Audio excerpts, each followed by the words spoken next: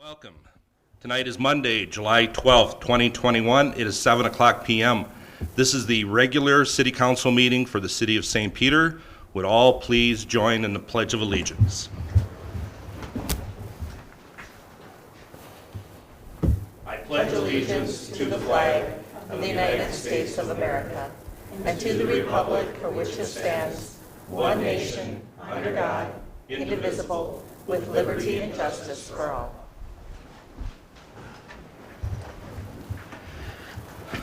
Everyone should have a copy of the agenda in front of them. Are there any changes, corrections to the agenda? Seeing none, is there a motion to approve? Ed'll make a motion to approve. Second. With no changes, would everyone in favor of how it's presented please signify by saying aye? Aye. Opposed?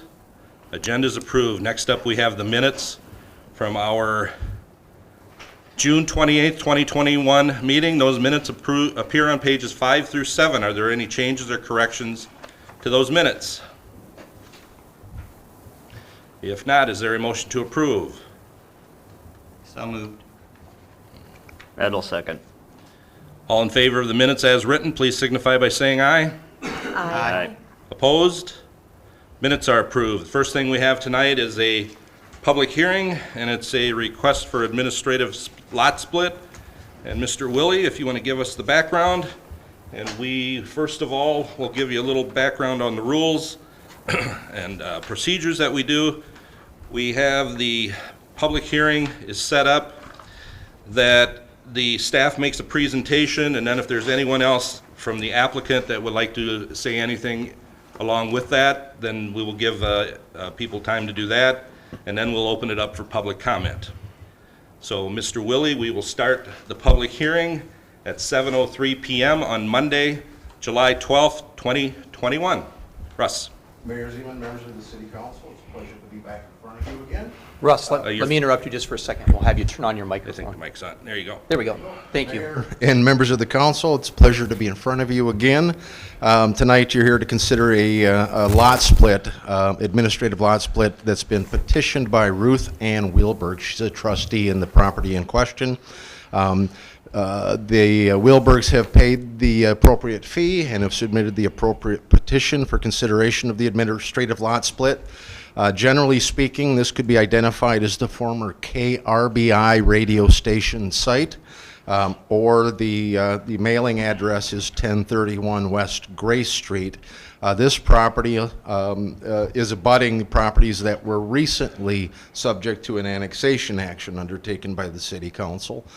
If approved, the split sought by the Wheelbergs would create two separate and independently developable properties. The current property to be split is 5.92 acres. Upon the split, 4.33 acres would be presumed to be sold to Gustavus Adolphus College at a later date. The Wheelbergs then would maintain possession and ownership of the 1.59 acres, resulting east of the lot line that would split the properties. The split can most appropriately be shown on page 28 of your agenda packet. Mr. Mayor, it is time for a public hearing before the council, and I would note that the Planning Commission has recommended approval of the administrative lot split as they had met on the 1st of July at their regular meeting. Mr. Mayor, if it's appropriate, answer any questions you or the council may have. Okay, we will have this come up again under our new business. So if anybody has any questions, if we could hold them until that point in time, and then we can have some discussion when we actually get into it. So if you want to formulate any questions, that would be great. Next up, we have, is there anyone from the applicant for this public hearing that would like to address the council? Seeing no one, is there anyone at all that would like to make any public comments concerning this matter? Seeing no one, we will close the public hearing for the request for administrative lot split at 7:06 p.m. on Monday, July 12th, 2021. Next up, we will address visitors. Is there anyone in the audience that would like to speak to the council on any agenda item? No. Seeing no one, is there anyone in the audience that would like to speak to the council on any matter whatsoever? Mr. Strand, if you want to come forward and take a seat, and if you would state your name and your address, and if you can keep your comments. I know that we've talked over the years, and I think you can do this. Keep your comments within 5 minutes. That would be great. Shouldn't be a problem. All right. Nicholas Strand, 1105 Willow Court. Good evening, Mayor and Council. Thank you for allowing me the opportunity to speak tonight. I come here tonight to address what I feel is the blatant disrespect one council member has chosen to show towards the veterans of this great nation and towards our flag. While it is this council member's right to free speech to not stand or recite the Pledge of Allegiance, I would like to remind this council member who has given that right. You see, it's the American soldier that has provided us that right to live and speak freely. I myself did not serve or claim to have served. It is for that reason I believe I owe a debt to every single man and woman who has served our great nation. Part of that debt is to stand and respect the flag that so many have served to protect and some who have given the ultimate sacrifice. I also want to remind this council that you were all elected to serve as a voice for the citizens of this great city, many of which are veterans. And I'm asking that you show respect to the flag and our veterans, the same veterans that voted for you to be their voice, along with the citizens of this city that feel the same as I do. Some of those who have joined me here tonight. Thank you for listening, and God bless America, and God bless the American soldier. All right. Thank you, Nick. Thanks, Nick. Is there anyone else that would like to speak to the council on any matter whatsoever? Seeing no one else, we will move forward. Next, we will have the Chief of Police Oath of Office ceremony. And Mr. Grocko, I better say Matt. Matt, would you please come forward up here, and Mr. Prafke will administer the oath. Thank you, Mr. Mayor.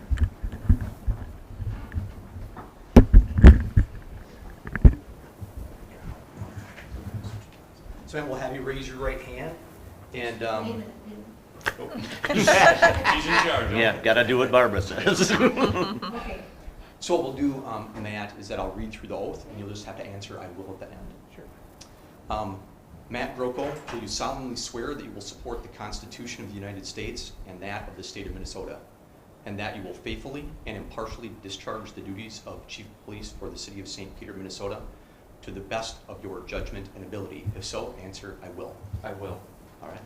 Thank you so much. You bet. Thank you.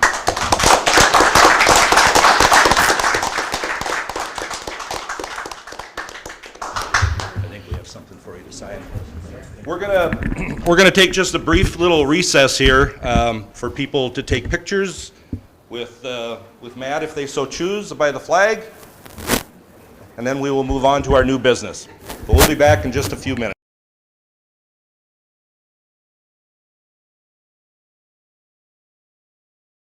10 and concludes with the resolution, excuse me, on page 22. And includes the following budgeted purchases in excess of $10,000 to Kasulki Masonry for concrete work on Jefferson and 4th Street for $11,287, to RDP Technologies for some heat tubes and other items for the biosolids thermal blender auger for $23,310, plus the regular schedule of disbursements for June 24th, 2021 through July 7th, 2021. Are there any questions or comments concerning the consent agenda? If not, is there a motion to approve? So moves. Second. Now, any questions? Call the roll, please, Barb. Councilmember Noel. Aye. Councilmember Johnson. Aye. Mayor Zeman. Aye. Councilmember DeVos. Aye. Councilmember Booth. Aye. Consent agenda is approved. Next, we have unfinished business, which there is none, so we will move to new business. And the first thing up tonight is the 2020 audit presentation. And Mr. Eichten, are you coming up and helping us out here tonight? And Sally? Grab another chair if you would, please. Sorry, but if you can grab another one. You got it?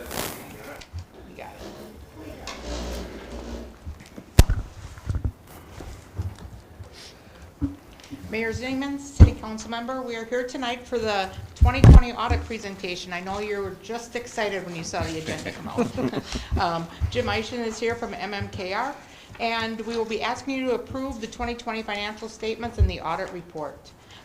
You were sent copies of the audit report and memo, which starts on page 23 of the packet and ends with the resolution accepting the 2020 financial statements and the independent auditor's report on page 25. So with that, I will turn it over to Jim. Thanks, Ally. Again, my name is Jim Eichten. I'm with MMKR CPAs here tonight to give you a presentation on the audit results for the year ending December 31st, 2020. I'll just start my remarks. First of all, I'm glad to be here, physically present, for the last, seems, year and a half. Presence wasn't required, but created much challenges in the audit space, and I'm here tonight to say that we've made it successfully through that, at least to this point. But there are certainly a lot of things that came about as part of this audit that you'll see as part of that either reflected from the pandemic or resulted in some of the financial results. We'll try to show some of those items as I go through the presentation. So the role of the auditor here tonight is to provide a presentation on the results for the year. It is a requirement, as Sally mentioned, to the city to complete an annual financial statement. You'll see that as a nice cover. It's also over 100 pages long, so it is a very detailed document. So as part of the audit process, we're also required to test your internal controls over financial reporting items. We're also required to audit your compliance with laws and regulations that, again, relate solely to financial reporting. We also audit your compliance with Minnesota-specific laws and regulations. The laws that we test are provided by the Office of the State Auditor in the state of Minnesota. So lastly, we're also required to complete what's called a single audit of the federal awards if the city were to receive more than $750,000 of federal awards in any calendar year. This year, you did exceed that particular threshold due to the coronavirus relief funds that you received. I believe the number, I looked it up before I got here, was about $900,000 roughly of CRF funding. So that pretty much, that particular grant threw you over the threshold, which required an audit of this nature.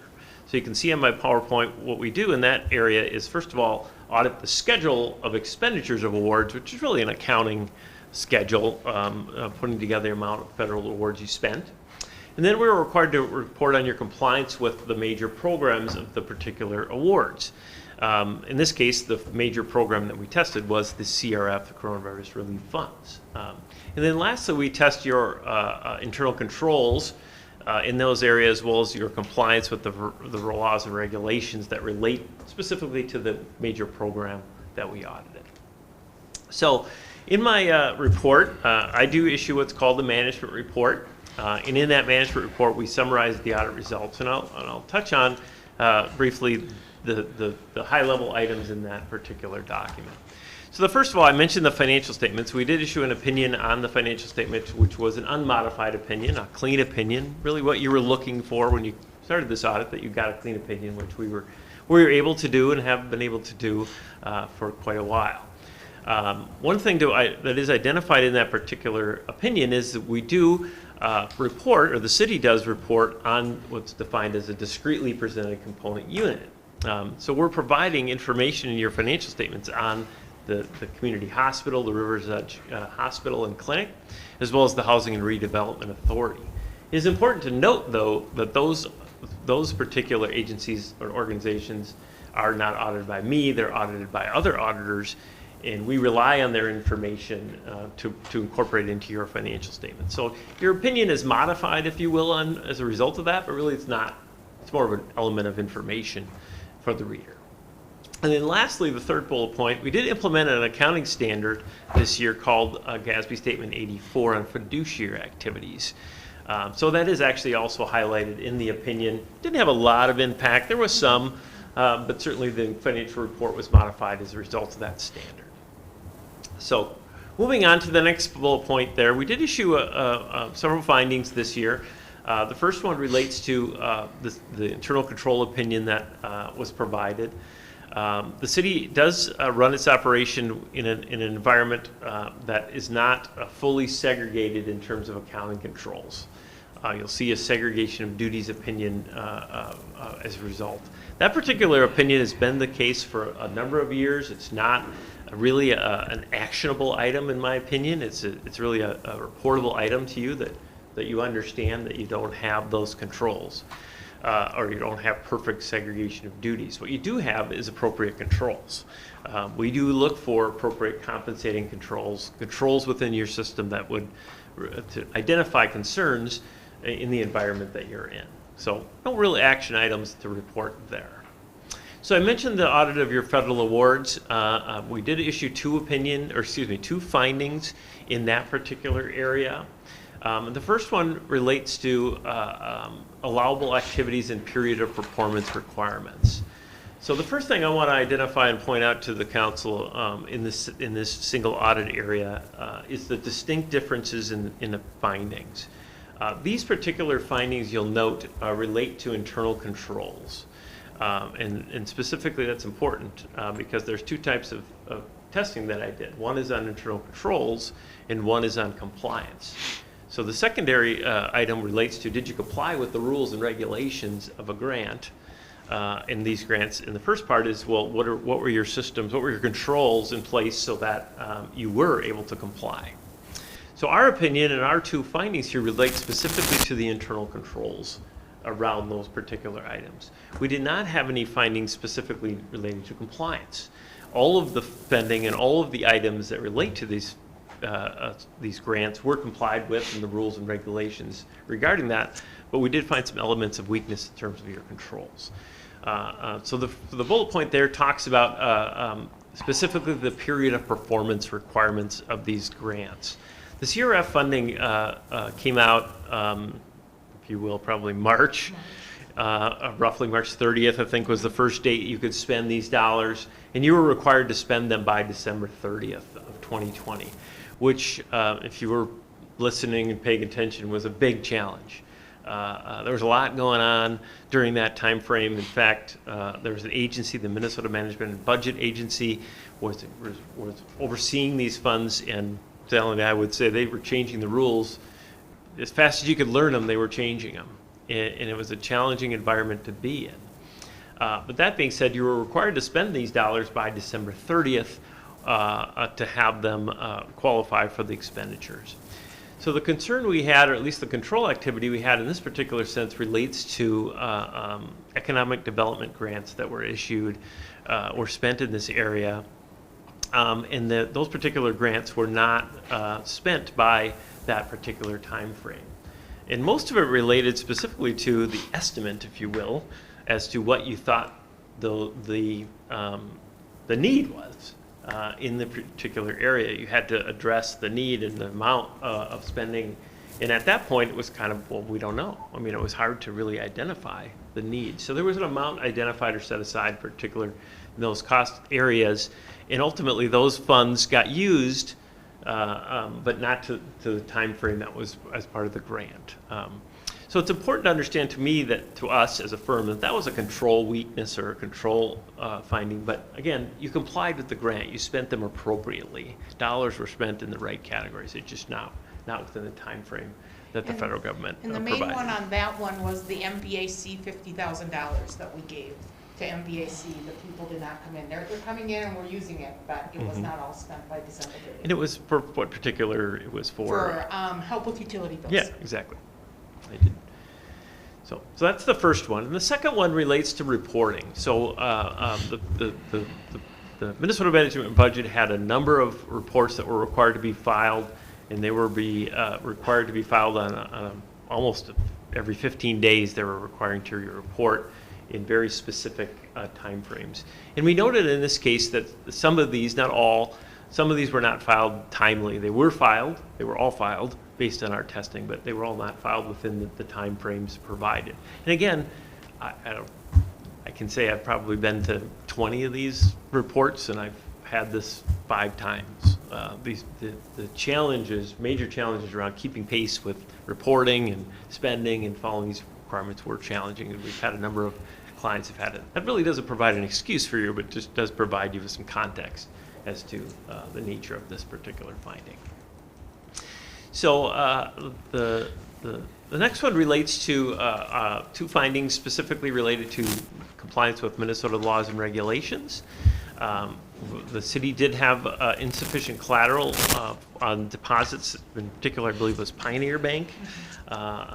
The city is required to collateralize your deposits to the extent of 110% of the deposits on hand in excess of FDIC coverage. And we noted as part of our testing that the collateral was not sufficient for that one bank. So then lastly, the finding that is pointed out here relates to the report on outstanding indebtedness. State laws require you to report to the county your listing of all the debts of the city on an annual basis. And that particular report is due December 15th, I think it was, and it was a few days late to them. So again, no concern in that particular item. So, what does this all mean to the city council? What does it mean in terms of actionable items? The city does and did prepare and develop what is defined as a corrective action plan. And how are we going to correct these particular findings so they don't reoccur? Certainly, the first two are a bit of almost over, if you will. But again, systems and procedures should be corrected so that you are doing those on a timely basis, and that those estimates are maybe closer if this were to ever again. Hopefully that never happens again, but I'm talking about the pandemic. But certainly the corrective actions have been submitted, and we don't anticipate any ramifications for the city regarding those particular findings or these particular findings. Maybe Sally, you want to talk about the collateral in terms of the corrective action plan there? The collateral was at year end again, and that's the timing of when we assume bills will get paid and checks cashed. Well, they all didn't get cashed in the timely manner like I believe they would clear the bank. So we ended up a little bit under collateralized. I have talked with Pioneer Bank, and we have it on our calendar. We're going to go in and have $1 million pledged over what I believe the balance will be. So we will be doing that December 1st and have that ready to go for December 31st. So we've put that in action. It's on my calendar, and we'll follow up with that. So as we start getting more funds and how that works. So anyway, it's a guessing game again of time clearing and what's happening and people out. So. And it is an estimate. It is an estimate. Interestingly enough, people don't cash checks, even though you would think they would. All right, I think you're in control up there, Todd. Thank you. So my management report, moving on to, does talk about a number of other areas, addressed many of those. The second one I think is important to understand, that the audit is due to be submitted to the state of Minnesota and to the federal government by June 30th. That did occur. An audit of this nature is approved by administration. So the administration did approve it on a timely basis, and with your acceptance this evening, all will be complete. My audit report does have a number of other observations and recommendations in it. Probably the highlight of those other recommendations is communicating to you some of our concerns regarding not specifically to the city, but just in general. We have run into this particular year a lot of fraud in the electronic payment space. And many cities have experienced that. It's a cautionary tale, mostly around electronic payments that are being made in the banking system that are fraudulent. And we're really stressing that to councils and to people like Sally to watch for that. Be careful about electronic payments. They can get into the wrong hands. So I'll move to the second part of my audit, which is the next slide, which really talks about I'll have you go one more. The financial results for the city. An audit to me has two parts. We talked about the first part, the compliance. The second part is really the financial results. And we start here with some of the financial results specifically related to property taxes. Property taxes certainly start with the market values within the city. You can see here the very positive trend lines when it comes to taxable market values within the city.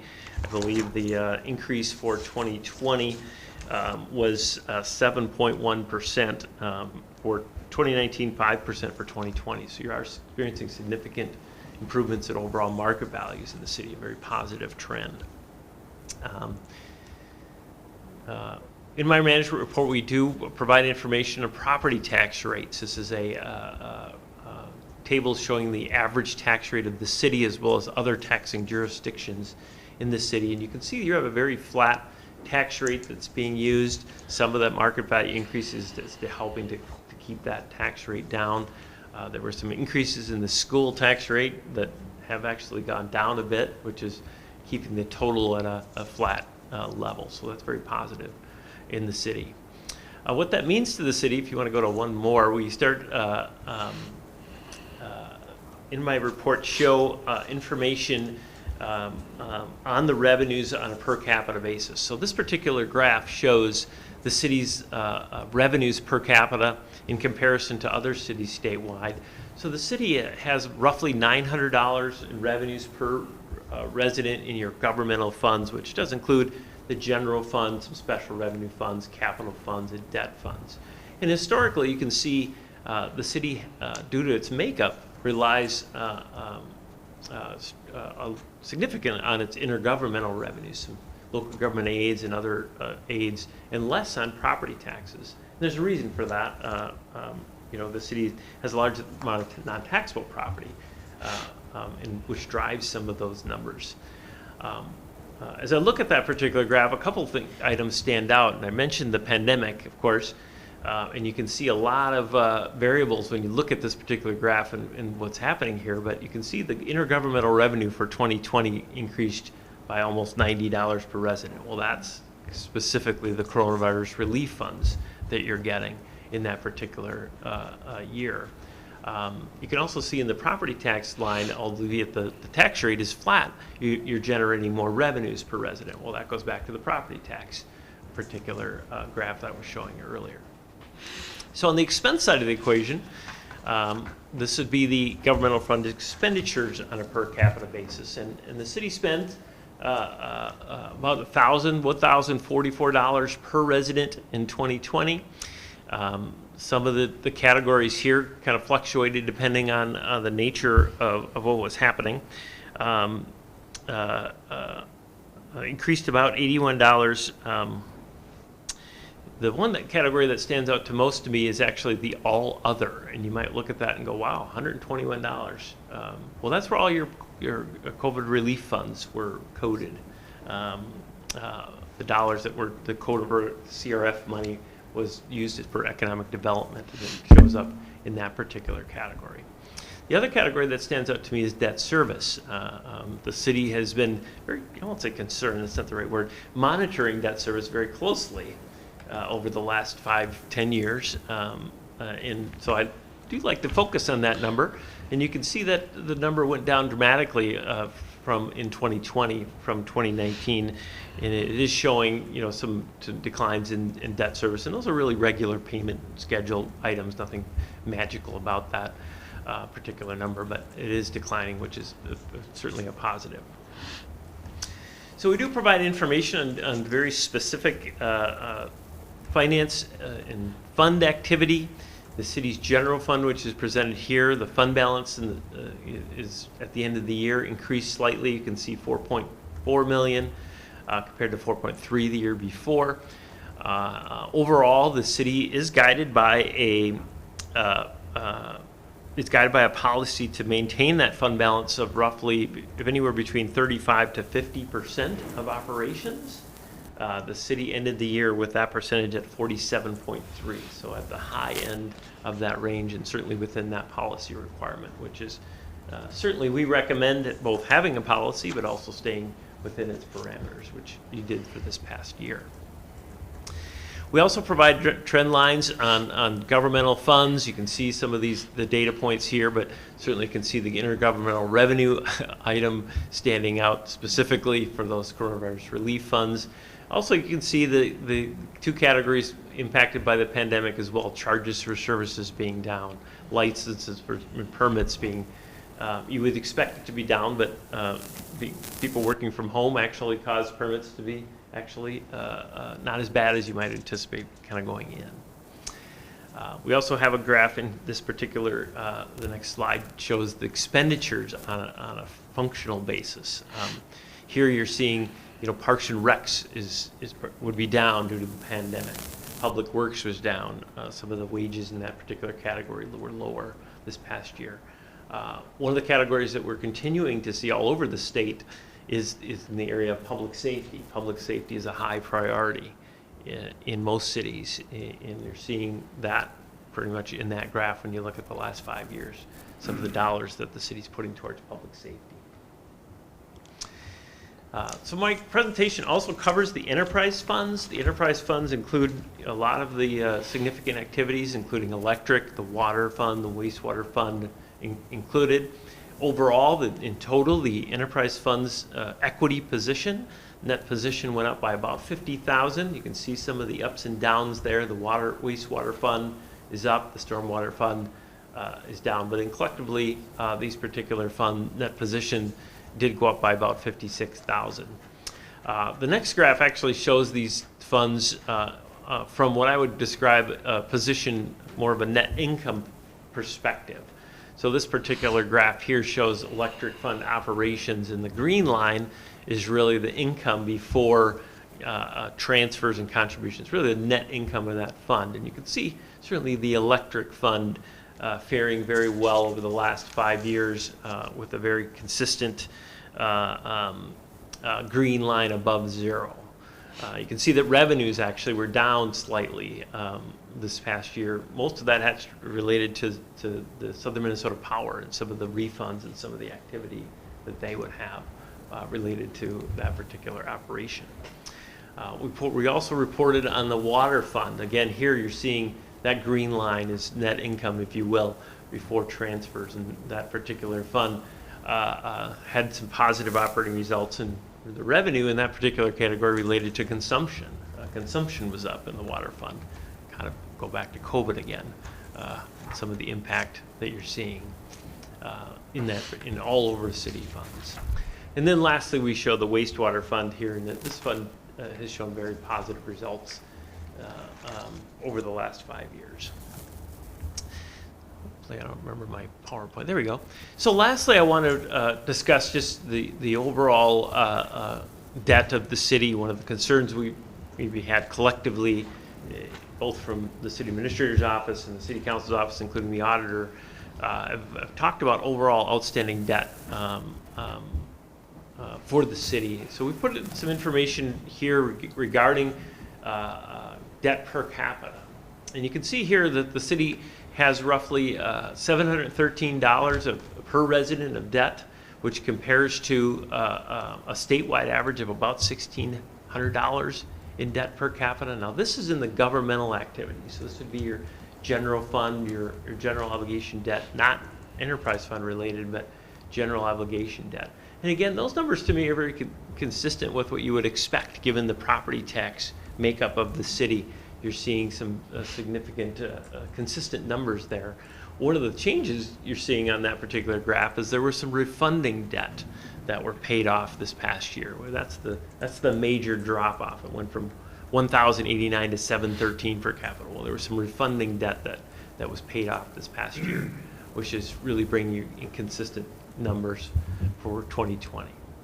On the enterprise funds, certainly this particular category, you're seeing the overall debt decline as the scheduled payments are being made.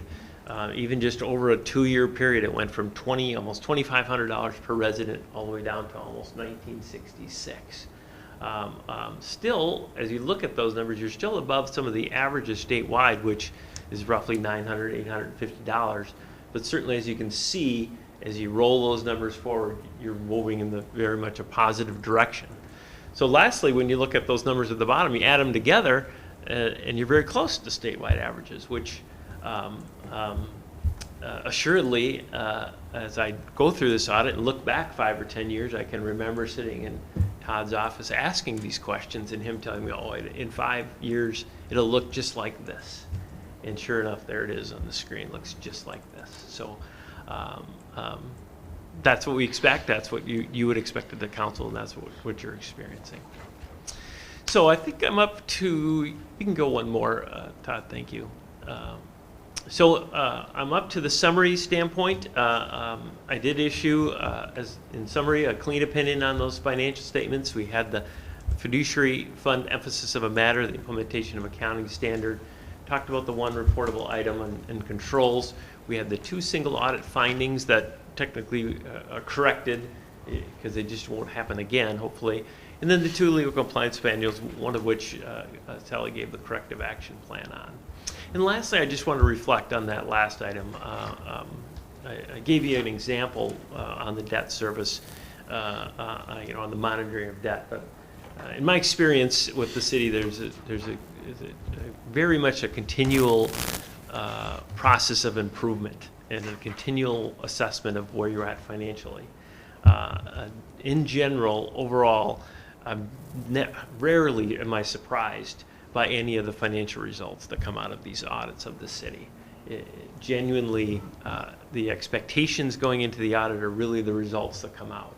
And that isn't always the case all over the audits that we do. I can really rely on the information I'm getting and the information I receive, very much connected with us when it comes to throughout the audit year, asking us questions, looking into, I have a question even in my inbox that I haven't answered due to vacation, but I will. But anyway, there's a very much a very positive environment when it comes to City Hall and your financial activities. So with that, I'll open it up to any questions. Questions for Jim or Sally?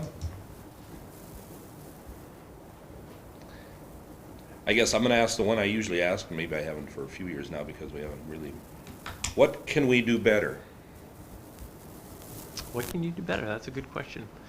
Well, I would say the continual monitoring as a council, some of the activities that are happening, maybe not the council can do better, but everybody can do this better. As an auditor, people are sometimes genuinely surprised that a city council is actually part of the controls of it financially. And as a group, it's not just Sally's job to monitor financial activities and look for things and to find things that might be unusual. It's everybody's job, including myself and the city council. So we can always do that better. We can always be looking for anomalies, looking for situations, asking the right questions and getting the right answers. I always get the right answers, but everybody can improve asking the right questions. And so that's what anybody can do that better. Okay. I think that's what you said the last 10 years. Is that right? Probably. Close to it, anyway. Thanks, Jim. Anybody else have any questions? Mayor, if I could. Yes. Before you take action, we do want to mention that this information from past years is included on your website for anybody to see and take a look at. Ours is not up yet, I don't think. No, I'm waiting for approval tonight, and then I will post it on the website, and I'll have copies in the library for people to check out, or to read in the library. They're not just through the library, but I will have them in the library tomorrow. And that not only includes the financial statement, but the management report, which is really easier to read and understand as someone who might pay property taxes in St. Peter, to be able to see where things are at and where a lot of these tables and charts are included. Okay. So we'd encourage anybody that has interest to take a look at our website or stop down at the library in another week, and then things will be available for them. That's all I have. All right. Thank you, Jim, for coming down and doing this. Sally, thank you. Thank you. Everything looks great. Yep. Appreciate it. We're asking you to approve the resolution on page 25. The resolution on page 25 states accepting the 2020 financial statements together with the independent auditor's report. Is there a motion for approval? So moved. Second. Any questions now? Call the roll, please, Barb. Councilmember Ed Johnson. Aye. Mayor Zeman. Aye. Councilmember DeVos. Aye. Councilmember Bruflat. Aye. Councilmember Nolan. Aye. Resolution is approved. Thanks again, Jim. Thank you. Appreciate it. Next up, we have the administrative lot split requests that we had the public hearing for. Mr. Willie, I don't think you really need to repeat a lot of your stuff, but if you'd like to, that's okay. And then otherwise, we will go right to questions. Mayor and council, I would just say I think the planning commission considered it a pretty simple lot split. It will facilitate a future sale that the two parties have contemplated. And again, the planning commission has recommended approval. So at this point, Mr. Mayor, I'd answer any questions you or members of the council might have. Questions for Russ? If not, the resolution approving the waiver of subdivision for property within Section 17, Township 110, Range 26, City of St. Peter, Nicollet County, and accepting the administrative lot split as petitioned by Ruth Ann Wheelberg appears on pages 30 through 33. Is there a motion for approval? Yep. That'll second. Any questions now? Call the roll, please, Barb. Mayor Zeman. Aye. Councilmember DeBosse. Aye. Councilmember Bluefeld. Aye. Councilmember Noel. Aye. Councilmember Brad Johnson. Aye. Resolution is approved. Thanks again, Russ. Next up, we have the Scada Update Project Bid Award. Mr. Moulton. Mayor Zeman and City Council. Believe it or not, our wastewater plant is 17 years old, and we are in need of a SCADA system upgrade. Our SCADA system currently monitors all the plant activities. It was installed in 2004. It was a Windows XP system program, so you guys know how old that is. It has worked well for 17 years. We started to see a few failures every now and then. Nothing that we can't handle, but we just need to get some upgrades. We're going to start this year with our computer system and some of our monitoring stuff. Next year, you'll see it. We'll be back talking to you about budget. We need to add some PLCs, which are programmable logic controllers. So what we're going to do is the first phase here, and we have taken bids for this. Automatic Systems is the company that has supplied both our water and wastewater operating systems for the duration of the new plant. So what we're asking you tonight is to approve the configuration, the furnishing of the materials, and the servers for those areas. We are going to be adding remote access, so our operators will be able to monitor a little more from the field. We do have a couple of lift stations that are remote that we need to go out and address every so often, so it's nice to have a computer to look at that and be able to control some of those activities. And then with that, we'll be working on some workstations. There's 3 in the wastewater plant that we'll be upgrading. There is a resolution on page 36 that would authorize us to begin that replacement process, and I'm available for questions. Okay, questions for Pete? Go ahead, Brett. What's the expected life of this equipment? I would think more in the 10-year range now with how things are accomplished. That's what we're going to try to go with anyway. Emily? Similar, I was curious, 17 years is a really long time for a computer system. Was there maybe a chance we could have done this earlier, or were you worried that with the downtime between when XP was not supported and now, like any catastrophic problems or anything like that? Like, that was just my concern when Yeah, this I read is a little different. Wastewater is a little different than water. On the water side, we do more monitoring of flows and chemicals and pressures, and the computer changes readings and makes different adjustments within. The wastewater plant, because of the older technology, basically monitors what's going on, records the data, but the PLCs inside each of the 4 main areas has the ability to run independently. So if we lost a computer system, we still had a system that operated. And so we didn't feel we had to take a chance as much on the water side as we did in the wastewater. Thanks, Pete. Yep. Anyone else? So is there only one company that does this, and that's why we only? No, get the- there's a couple, but because of the software and the proprietary equipment that we have in there, these guys pretty much have a hands up on how that's accomplished. Kind of what I figured. But Yep. Any other questions for Pete? Not, the resolution awarding the bid for supervisory control and data acquisition, SCADA, upgrade project appears on page 36. Is there a motion for approval? So moved. Second. Any other questions? Call the roll, please, Barb. Councilmember DeBosse. Aye. Councilmember Bluefeld. Aye. Councilmember Noel. Aye. and Brad Johnson. Aye. Mayor Zeman. Aye. Hold on for a second. That resolution is approved. Thank you. Since that concludes our new business, and before you leave, instead of calling you back up unless you had something else, because I had a question for you and it was right there. Do we know from St. Julian to the going north when we're going to be starting on that project? On North Third, North Third, yep. July 19th. We're gonna July start 19th week is the of date? July 19th, yes. Okay, thank you. And so we've had a pre-construction meeting that was held July 6th, talking with the contractor there. Our staff will be in touch with the residents along the properties there and just let them know what the activities are and working out access details. Yeah, I know we always do that, but people out there have asked me, and I Yep. didn't know if we had anything definitive yet or not. Maybe we had in the past, and I just didn't remember, too. Nope, it's been So- out there a little bit. All right, that's my report, Todd. I don't know if you have anything, I guess you've got a couple. Yeah, if I may, Mr. Mayor, I have three primary items under the report. I do want to mention the 4th of July and really the nice weather and wonderful event in partnership with the Chamber of Commerce. We had lots of, I think, very positive commentary from people that were visiting our community and neighbors. It's always really rewarding to see the police department, Pete's crew, and others work really hard to make sure we look nice. And as I drove the parade route at about 2:30 or 3 o'clock in the afternoon after the parade, it really is fantastic to see how people clean up their friends and neighbors' boulevards and those areas. We had a couple spots, but by and large, boy, people do a very nice job of cleaning up after themselves, and the crews do a wonderful job. Chamber is very happy.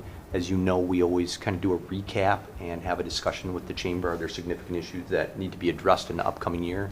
And so far, we don't have anything significant. There's always a tweak here or a tweak there that goes on, but nothing that's significant. And thanks to all the volunteers and everyone that participate in that wonderful community event. The next one that I have is just a reminder of the MRVT, Minnesota River Valley Transit Board meeting, which is tomorrow afternoon at 2:30. That meeting is on GoTo, so that's a virtual meeting. A couple of important things that are going on there as well, including a review of the audit there. So if you're on that board, and you get twice the fun here in the first 2 days. Very important stuff, though, very important stuff.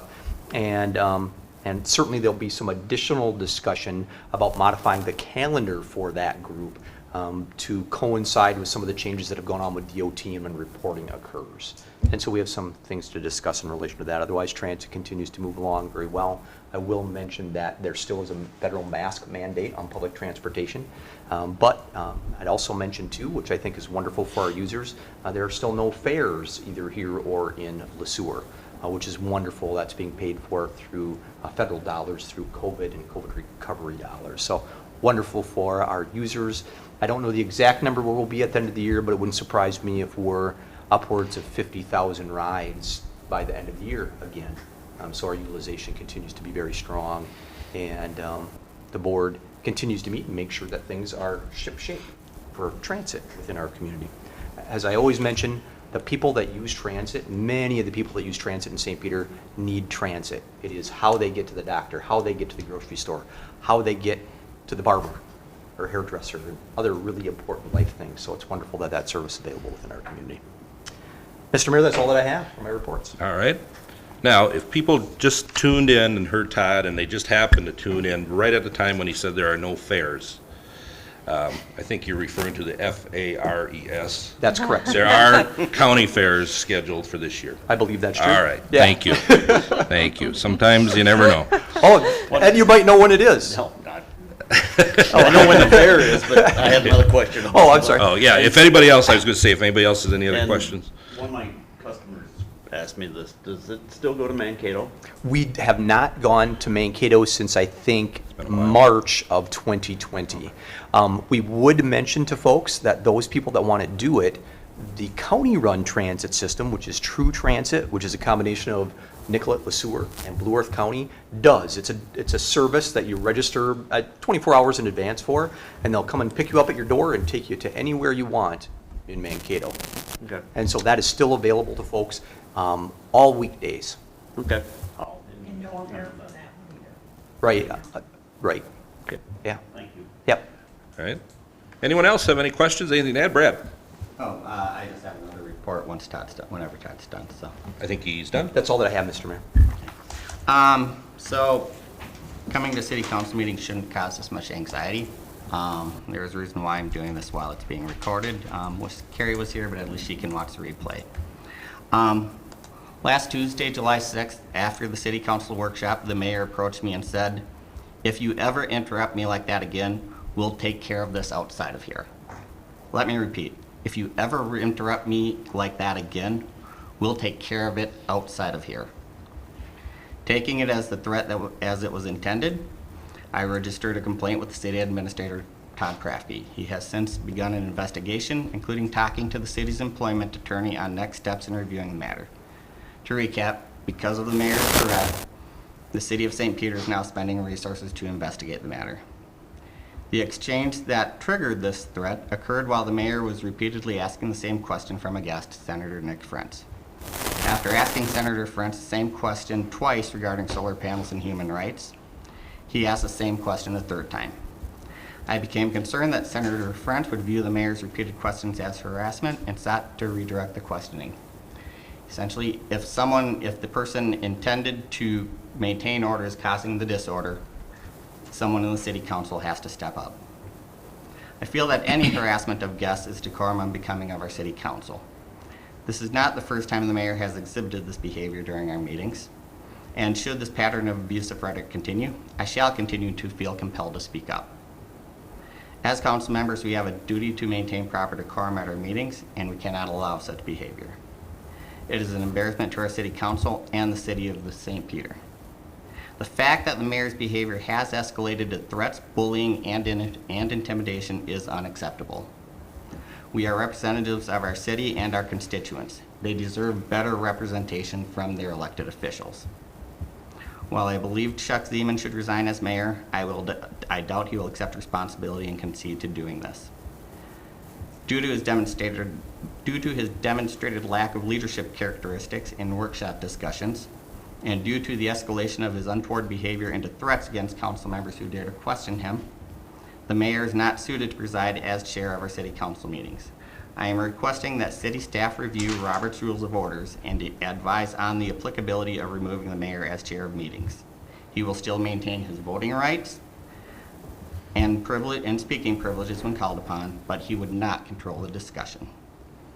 Although this may seem an extreme action to take, I ask, if this type of behavior is allowed, then where do we draw the line? If this happened to you, how would you react? As city council members, we have to have some minimum level of expectation that we won't need to wonder if a fellow council member will be waiting in the parking lot for us. And we cannot just dismiss this as someone blowing off steam or not really meaning it, because we don't know if that is true or if he will follow through the next time. According to the Minnesota Mayor's Handbook, published by the League of Minnesota Cities, typical rules of decorum require council members to refrain from the use of offensive words, threats of violence, or other objectionable language in or against the council or against any member. The mayor's repeated behavior is a flagrant breach of that rule. It has cost the city's resources to be used for investigations when staff are already busy enough working on normal issues. As St. Peter City Council members, it is our duty to end this embarrassing and threatening behavior before it escalates into something much worse. As for you, Mr. Zeman, you will have no contact with me outside of these meetings. You will not approach me in this room or outside of it. You will not call me, show up at my home, or approach me in any other location. Any other further contact with me will be in these meetings with witnesses present. Any attempt to contact me outside of these meetings may be met with an order for protection, which may prevent you from attending further meetings. If anybody has any questions, either now or later, I'm open to answering them. Anyone?